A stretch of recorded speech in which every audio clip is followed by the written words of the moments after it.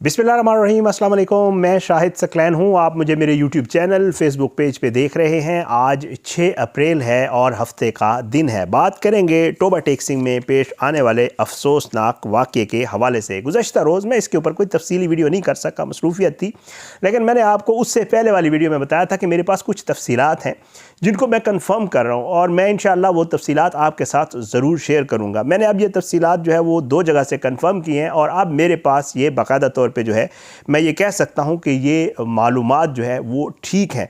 आज मैं आपके साथ ऐसी चीज़ें शेयर करूँगा कि आप हैरान होंगे कि जो कत्ल केस है मारिया वाला, इसका जो मरकज़ी मुल्ज़िम जिसको गर्दाना जा रहा है, जिसको कहा जा रहा है फैसल, जिसको मरकज़ी मुल्ज़िम कहा जा रहा है, उसने 164 का बयान रिकॉर्ड करवाया है अदालत में जज के सामने। अब उसने अदालत में जज के सामने जो चीज़ रखी है और जो मुझे मालूमात पुलिस ज़राए से मिली हैं, आप वो सुनकर हैरान रह जाएंगे, क्योंकि ये मालूमात जो है ये इस केस का बिल्कुल रुख मोड़ रही है। ये चीज़ें जो है वो इस केस का जो आज तक हम आपके सामने बयान करते आए हैं, जो आज तक पुलिस आपको बताती आ रही है, जो आज तक आप सुनते आ रहे हैं कि जी जो मारिया है उसका बाप के साथ या भाई के साथ, जिसको मैंने फिर निगेट भी कर दिया अपनी इन्फॉर्मेशन में कि उसका सिर्फ फैसल के साथ ताल्लुक़ था, बाप के साथ ताल्लुक़ नहीं था। ये कन्फर्म है, आपके बाप के साथ नहीं था। अब जो चीज़ फैसल ने अदालत में बताई है और जो इन्फॉर्मेशन आज मैं आपके सामने रख रहा हूं, तो आप हैरान होंगे कि ये वाक़यात इस तरह भी होते हैं। तो आज की इस वीडियो में इंशाअल्लाह मारिया केस के हवाले से मज़ीद कुछ ज़बरदस्त किस्म की इन्फॉर्मेशन जो है वो आपके साथ शेयर करूंगा। आपसे दरख्वास्त है कि अगर आपने अब तक मेरा यूट्यूब चैनल सब्सक्राइब नहीं किया तो यूट्यूब चैनल को सब्सक्राइब करें। मेरी कोशिश होती है मैं स्टोरीज़ को फॉलो करता हूँ और आपको जो है कोशिश होती है कि अपडेट करता रहता हूँ।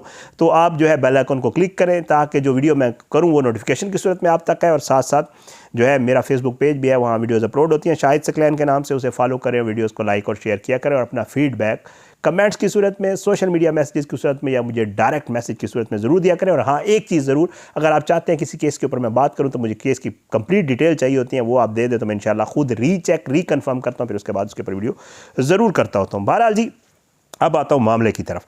मामला ये है कि मारिया जो है, अल्लाह ताला उसकी मग़फ़िरत करे, ज़ाहिर बात है बहुत जुल्म हुआ उसके साथ। जो भी था, मारिया की अपनी जो लाइफ थी, उसका जो कुछ भी था, ज़ाहिर है उसके अपने साथ था, लेकिन इसमें कोई शक नहीं कि दुनिया ने देखा कि उसके साथ जो है बहुत बड़ा जुल्म हुआ, उसे कत्ल कर दिया गया।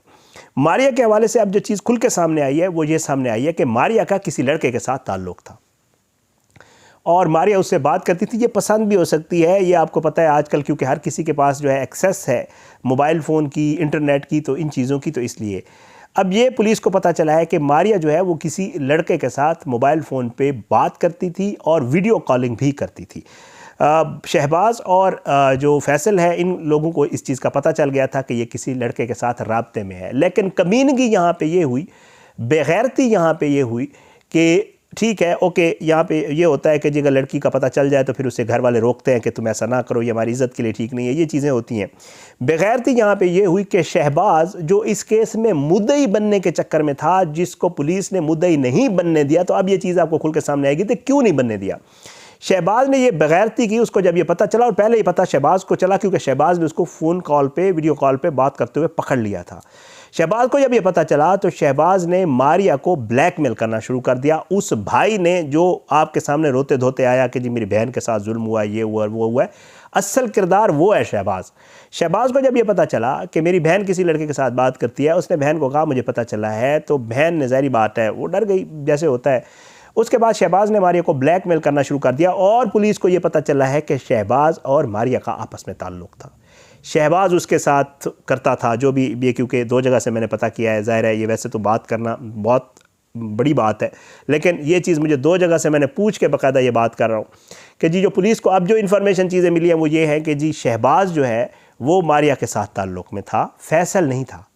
फैसल बाद में उसकी एंट्री हुई, लेकिन शहबाज को पता चला ये किससे बात करती है, वीडियो कॉल पकड़ी, उसके बाद ये मारिया के साथ ताल्लुक़ में हुआ। उस लोगों को पता नहीं था, इनकी भाभी को पता चला कि ये और मारिया एक दूसरे को हग करते हैं, किस और इस तरह के और बहुत सारे मामलात थे। मेरी वीडियोस बहुत फैमिलीज़ देखती हैं तो मैं ज़रा बहुत ही एहतियात से बात करता हूँ। इन दोनों का आपस में ताल्लुक़ था। उसकी बीवी को पता चला, उसने बताया फैसल को और सत्तार को, यानी अपने ससुर और देवर को, कि ये तो ये बेगैरती चल रही है यहाँ पे, ये तो शहबाज ये कर रहा है और अपनी सगी बहन के साथ कर दिया। उनको पता चला तो उन्होंने मना किया, फैसल को भी शहबाज को भी और मारिया को भी, जिसके ऊपर पुलिस ये बताती है कि पुलिस ज़रा ये कंफर्म करते हैं कि मारिया जो है वो भी हार्श हुई फैसल के फैसात और अब्दुल सत्तार के साथ। और ये भी जो है, जो शहबाज ने है बेगैरती की है, इसने भी ये भी जो है बाप के साथ और फैसल के साथ जो है इसकी भी तल्ख कलामी हुई। अब जब ये सारा मामला सामने आया तो उसके बाद जो है मंसूबा बनाया गया अब्दुल सत्तार और फैसल की तरफ से कि ये मामला रुक नहीं रहा। उन्होंने इनको बारहा मना किया, लेकिन ये मना नहीं हुए, तो उन्होंने कहा हम लोगों को मुंह दिखाने के काबिल नहीं रहेंगे अगर ये बात किसी को पता चल गई कि ये दोनों बहन भाई अपने साथ इस चक्कर में हैं।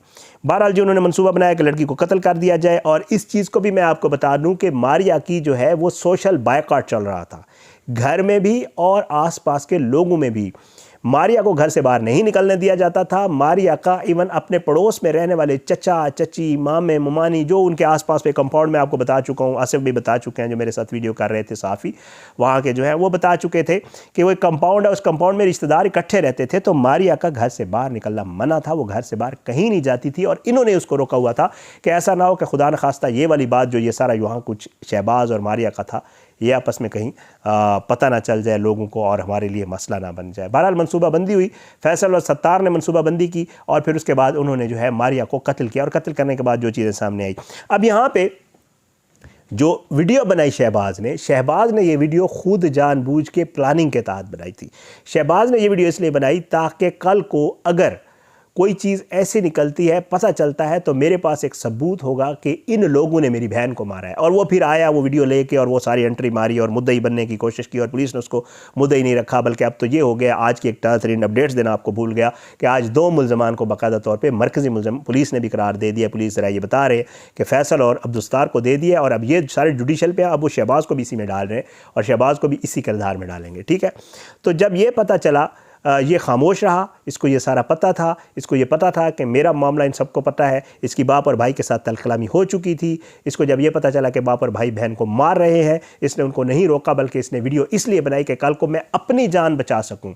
और अब भी ये कहा जा रहा है कि जो इन्होंने प्लान किया था स्क्रिप्ट के मुताबिक मामला उसी तरह इनकी फेवर में जाता हुआ नज़र आ रहा है। लेकिन पुलिस कोशिश कर रही है कि जी इस मामले को जो है वो अपने तरीके से डील करे। पुलिस के हवाले से भी बहुत सारी चीज़ें हैं जो मेरे पास आई हुई, इंशाल्लाह उसके ऊपर भी किसी वक्त वीडियो करूँगा कि आगे क्या चल रहा है, इस केस में होने क्या जा रहा है। तो बहरहाल जी इन्होंने फिर उसको मारने के बाद जो है उसके हैज़े का बहाना बनाया और रात ही इसको दफनाना चाह रहे थे। जो पता चला है पुलिस को, ये रात को उसको दफनाना चाह रहे थे और रात को नहीं दफना सके, रिश्तेदार आ गए, रो पीट जो इन्होंने की उसके ऊपर रिश्तेदार आ गए। फिर इन्होंने दूसरे दिन दफनाया और हैरान कुन तौर पर लोगों को शक उस वक्त हुआ जब इन्होंने उसकी कोई, वो आपको पता है ना हमारे यहाँ देहातों में होता है, मैं खुद भी देहाती हूँ, हमारे यहाँ देहातों में ये होता है कि जी खुदा न खास्ता को फौतगी हो जाती है तो फिर कुछ दिन लोग बैठते हैं दुआ के लिए। तो इन्होंने वो वाला सीन भी नहीं किया और इन्होंने फौरी तौर पे उसको वाइंड अप किया और कोई दुआ शुआ नहीं की और फिर उसके बाद उसको दफना दिया। और फिर लोगों को शक हुआ कि आखिर क्या मसला है, इन्होंने ऐसा क्यों किया है, ज़ाहिर है। तो उसके बाद जब ये सारा हुआ फिर शहबाज को ये हुआ कहीं मैं पकड़ा ना जाऊँ, फिर वो वकील के पास गया और फिर उसने वीडियो वायरल की और फिर उसके बाद जो केस है वो हम आपको बारहा बता चुके हैं।